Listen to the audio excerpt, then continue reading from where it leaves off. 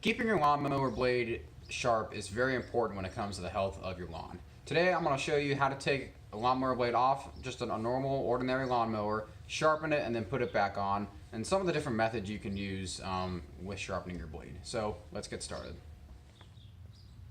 The first thing you're going to want to do is locate your spark plug. It's usually going to be located on the front of the mower, and right here, that's where it's at. So this is just to give you a little model. This is on a Toro lawnmower. It's been kind of beat up, but it's okay for this video. So the first thing you want to do before you even tip the mower over is disconnect the spark plug. So this is going to ensure that the mower is not going to start up while you're operating on it. Now, if you've just gotten done mowing your lawn, you're going to either want to let this cool down or put on some gloves, or maybe even use a pair of pliers that have coating for the handles, because this gets extremely hot when it's in use. So I haven't actually touched this mower in a while, but I can probably, I'm still going to use the pliers. Just wiggle it off here. Sometimes I get stuck. There we go. Okay, it's going to come off. It'll look something like this. So once this is disconnected, now we can talk about tipping over the mower. So there actually is a right and a wrong way to tip your lawnmower over.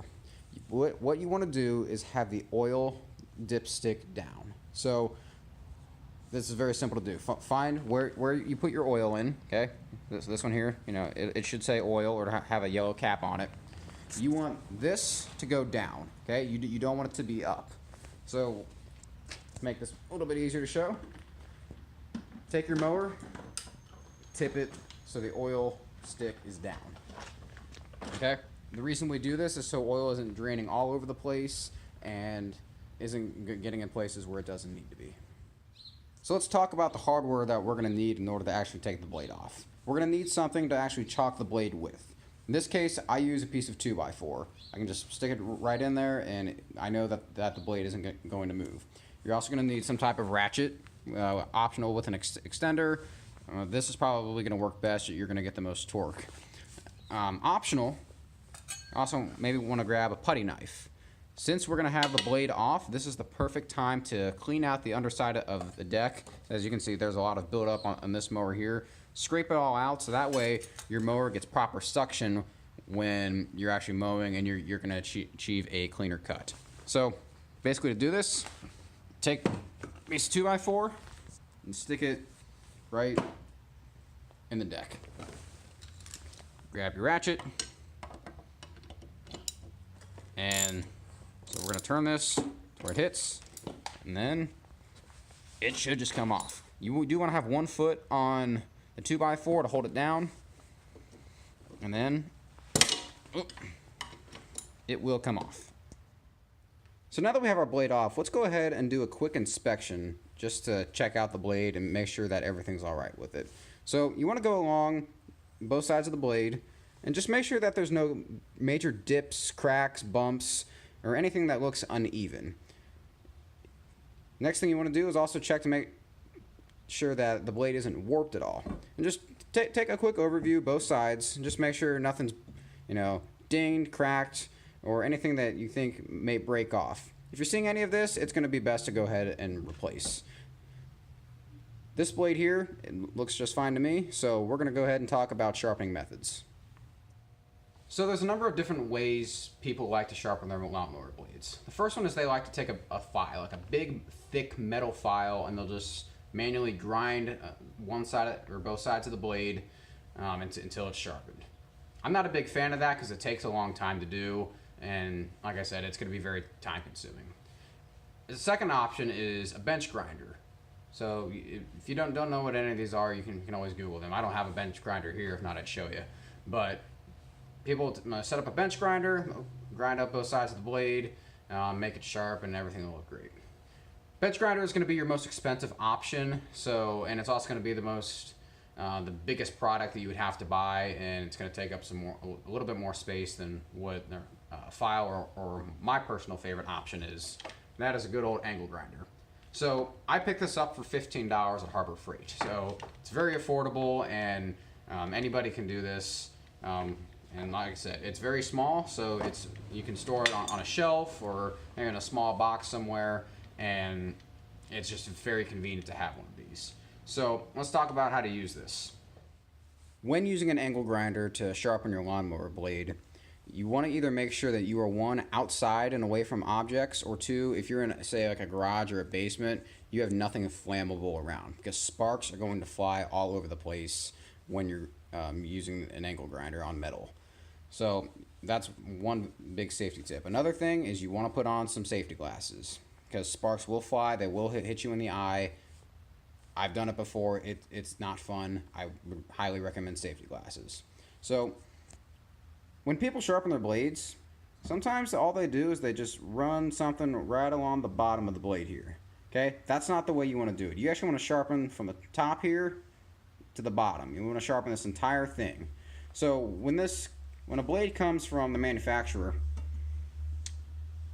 there's a certain angle. It's usually typically about 30 degrees of how sharp that blade is. What you want to do is just maintain that angle. So just take your angle grinder, you're going down, just press it up against the top, push it down evenly once, move down a little bit, and just keep going down all the way until it is sharpened. You may have to go over it 2 to 3 times, and eventually you will achieve a sharp blade.